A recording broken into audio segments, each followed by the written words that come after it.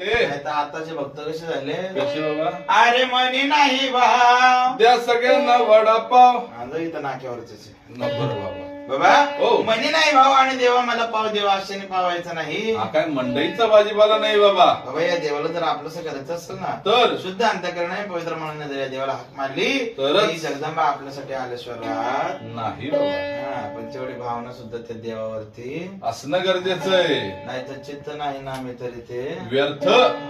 किती बोंबलत बसलंय पण देवाचं नामस्मरण करताना जर चित्त एका जागी नसेल तर त्याचा काय उपयोग आहे का? नाही बाबा.